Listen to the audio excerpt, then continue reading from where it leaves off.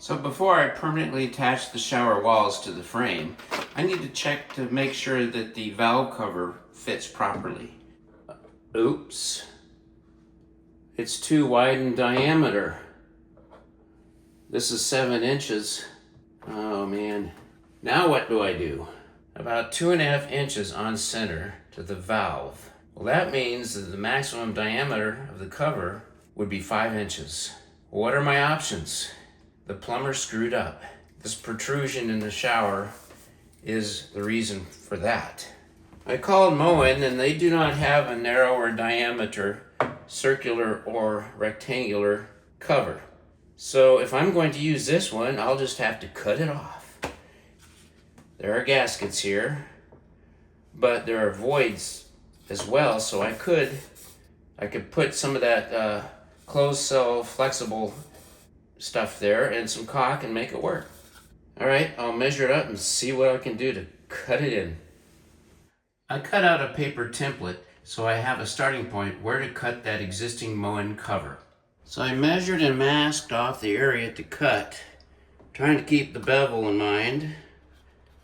So it's cuts deeper on the back side and shallower on the top side.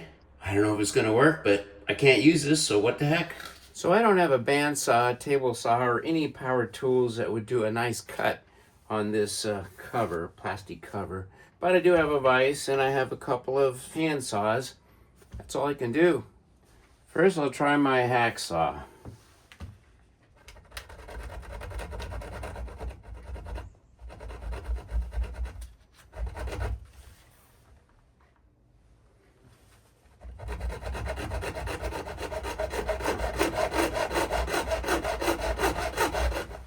Surprisingly easy to go through.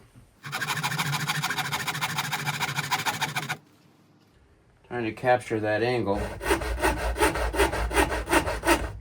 This is where it starts to get interesting.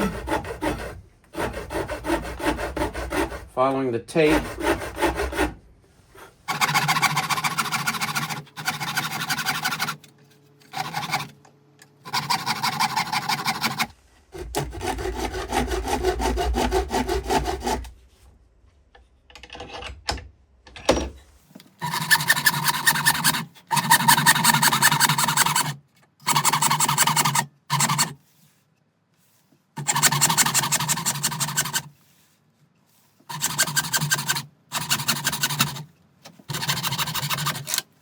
One thing's for sure, this will be easy to cut more or file. Pretty soft. This is where I need to start curving again because there's more plastic it's encountering.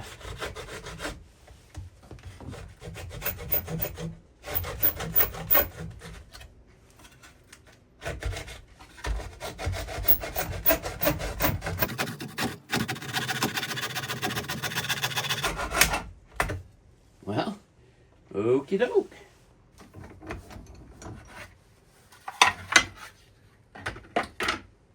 It's not pretty, but here goes. How about that? Huh. I gotta take the tape off now to see how close I am.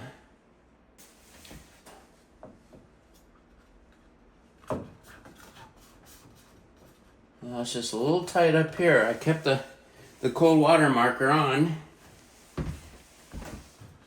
but it might have to be shaved off. It's tight on the right side, so I need to shave some of that off, but the bottom part seems to be deep enough because there's not much structure under there, as you can see. Probably gonna have to take off that cold water marker. File it down and see what we got. It's getting close, but I might have to file off the cold water indicator. We'll see if it can stay attached. See how easy it is to file this down.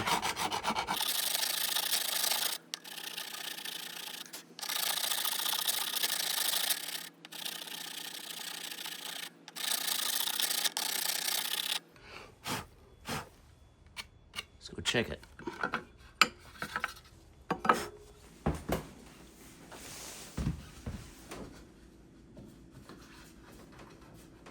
Still hitting over here.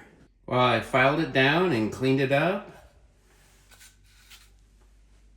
It's not perfect, but let's see if it fits.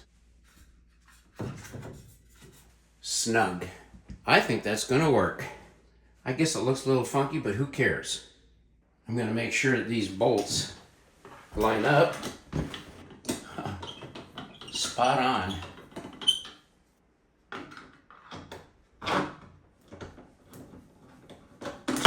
I drilled the hole just big enough. Of course, I'll have to replace some of that gasket that's now cut out here, but that's easy done. There's all kinds of door seals and window seals. I can cut a custom piece of that.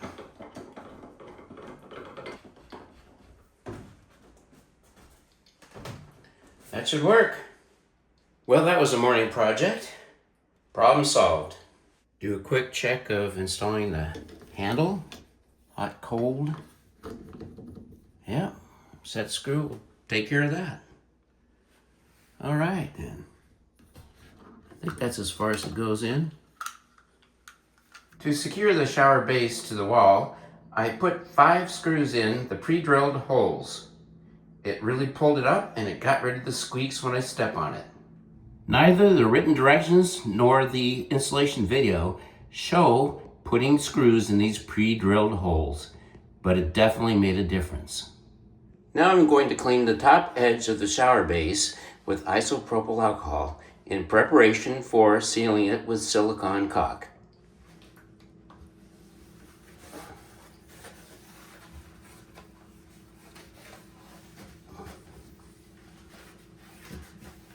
The instructions and the installation video show them adding caulk with this outside of the shower location, sticking the walls down and then sliding it into place.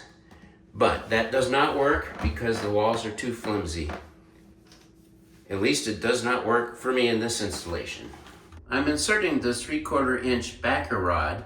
It's a flexible insulator in between the bottom frame and the shower base. The reason I'm doing this is to pinch the shower tightly, at least tighter, against the base without having to physically attach it. Otherwise, I have to mount the shower walls to the base before I slide it in, and that just didn't work. Let's hope this works.